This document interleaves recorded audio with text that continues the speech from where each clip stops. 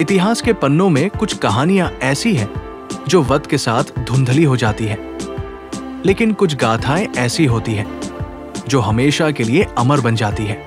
आज मैं आपको एक ऐसी ही गाथा सुनाने ले चलूंगा, पुष्करना ब्राह्मणों के शिरमौर, या हम ये भी कह सकते हैं कि पुष्करना ब्राह्मणों के गौरव और सिंध के अंतिम हिंदू राजा राजा दाहिर सैन की।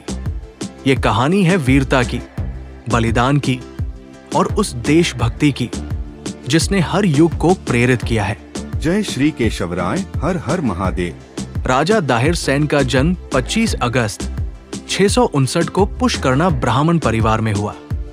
ये वही समय था जब भारत के विभिन्न हिस्सों में छोटे छोटे राज्य हुआ करते थे। उनका जन्म सिंध की पवित्र भूमि पर हुआ, जो इतिहास में अपनी समृद्धि और संस्कृति के लिए प्रसिद्ध थी। सिंध, जिसे सप्त सिंधुज भी कहा जाता है, एक ऐसा प्रदेश था जहां नदियों की गोद में फसलें लहलहाती थी और देवल जैसे बंदरगाह व्यापार का केंद्र थे। यहाँ के लोग खुशहाल और सुखी थे। सिंध की संस्कृति में सनातन धर्म और बौद्ध धर्म का गहरा प्रभाव था, लेकिन ये सब तभी संभव हुआ जब सिंध के राजा चच ने इस राज्य को एक संगठित और मजबूत राज्य में तब्दील किया। राजा चच ने एक ऐसे शासन की नींव रखी जहां हर धर्म को सम्मान दिया जाता था। उनके बाद उनके छोटे भाई राजा चंदर ने सत्ता संभाली, लेकिन चंदर ने बौद्ध धर्म को राज्य धर्म घोषित कर दिया। इससे प्रजा के बीच नाराजगी फैल गई। जब राजा दाहिर ने सत्ता संभाली तो उन्होंने इस संकट को समझा और सनातन धर्म को राज्य धर्म बनाया, लेकिन बौद्ध धर्म को भी संरक्षण दिया। इससे सिंध में शांति और समृद्धि लौट आई। राजा दाहिर सैन का शासनकाल प्रजापालक और आदर्शवादी था। सिंध का समुद्री व्यापार विश्व भर में प्रसिद्ध था। अरब व्यापारी जो सिंध के बंदरगाहों पर आते थे, इस समृद्धि को देखकर हैरान रह जाते थे। हालांकि वे अक्सर सिंध के बारे में ये कहते, यहाँ की भूमि पथरीली है, पानी खारा है, लेकिन इसके लोग और उनका व्यापार बेहद समृद्ध है। लेकिन समृद्धि के साथ साथ ईर्ष्या भी बढ़ने लगी। अरब खलीफाओं को सिंध की ताकत खटकने लगी। वे बार बार इस राज्य पर आक्रमण करने का प्रयास करते। 638 ईस्वी से 711 ईस्वी तक अरबों ने 15 बार सिंध पर हमला किया, लेकिन हर बार राजा दाहिर सैन और उनकी सेना ने उन्हें परास्त किया। दाहिर सैन का शासन केवल उनकी ताकत और कुशल रणनीतियों पर ही आधारित नहीं था। वे अपने राज्य के लोगों के सुख दुख में हमेशा साथ खड़े रहते थे। उनकी प्रजा उन्हें एक संरक्षक की तरह मानती थी।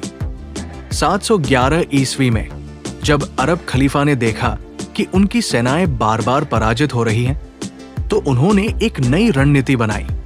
इस बार खलीफा ने अपने युवा सेनापति मोहम्मद बिन कासिम को चुना। बिन कासिम न केवल साहसी था, बल्कि कुटिल भी। उसने सिंध को समुद्री मार्ग से जीतने की योजना बनाई। जब उसकी सेना देवल बंदरगाह पर पहुंची तो राजा दाहिर सैन की सेना ने उनका डटकर सामना किया। लेकिन यह लड़ाई तभी मुश्किल हो गई जब मोक्षवास नाम के एक गद्दार ने अरबों का साथ दे दिया। मोक्षवास ने देवल और अन्य क्षेत्रों में अरबों को संसाधन और जानकारी उपलब्ध कराई।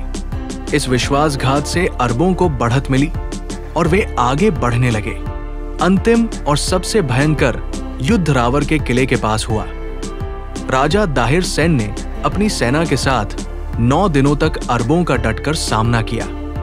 ये युद्ध केवल तलवारों का नहीं था, बल्कि ये सिंध की मिट्टी और उसके लोगों की अस्मिता की लड़ाई थी। राजा दाहिर के साथ उनकी सेना में क्षत्रिय, जाट और ठाकुर भी शामिल थे। वे पूरी शक्ति के साथ लड़ रहे थे, लेकिन 9 दिनों के बाद मोक्षवास ने फिर धोखा दिया। उसने रात में अरबों की सेना को मदद पहुंचाई। राजा दाहिर अपने हाथी पर सवार होकर वीरता से लड़ते रहे। उनकी आंखों में कोई डर नहीं था, लेकिन जब आग के बाण उनके हाथी की ओर छोड़े गए तो राजा दाहिर गिर पड़े। गिरने के बावजूद वे अंत तक लड़ते रहे और शहीद हो गए। ये 16 जून 712 ईस्वी का दिन था। पुष्करना राजा दाहिर सिंह की मृत्यु के साथ बात खत्म नहीं होती है। राजा दाहिर की वीर गति के बाद उनकी पत्नी ब्रह्मणी रानी ने अन्य महिलाओं के साथ जौहर कर लिया, लेकिन उनकी बेटियां सूर्य और परमाल अरबों के हाथों कैद हो गई। मोहम्मद बिन कासिम ने उन्हें उपहार के रूप में खलीफा के पास भेजने का निर्णय लिया, लेकिन सूर्य और परमाल ने अपनी चतुराई और साहस से बदला लेने की योजना बनाई। जब वे खलीफा के दरबार में पहुंची तो उन्होंने कहा, ये तो आपके सेनापति द्वारा उपयोग किए गए फूल हैं। खलीफा यह सुनकर क्रोधित हो गया और उसने आदेश दिया कि बिन कासिम को चमड़े की थैली में सिलकर उसके पास लाया जाए। रास्ते में ही दम घुटने से बिन कासिम की मृत्यु हो गई। खलीफा के सामने सूर्य और परमाल ने सच बताया और जय सिंध, जय दाहिर कहते हुए एक दूसरे को खंजर मारकर वीर गति प्राप्त की। ये वीर गाथा केवल राजा दाहिर सेन के राष्ट्र प्रेम की नहीं है, बल्कि उनके परिवार, उनकी बेटियों और सिंध के उन वीरों की है जिन्होंने अपनी मातृभूमि की रक्षा के लिए अपने प्राणों की भी आहुति दी है। राजा दाहिर सेन का बलिदान हमें याद दिलाता है कि धर्म, संस्कृति और देश की रक्षा के लिए हर बलिदान छोटा है। आज भारत और विश्व के सभी समृद्ध देशों में बस रहे 14 गोत्र और 84 घटकों में फैला हुआ समस्त पुष्करना ब्राह्मण समाज राजा दाहिर सेन को अपने पूर्वज मानने में अत्यंत गर्व महसूस कर रहा है। जय जय श्री पुष्करना, जय मां उष्टवाहिनी, जय श्री केशवराय जी की, सनातन धर्म की जय, जय सिंध।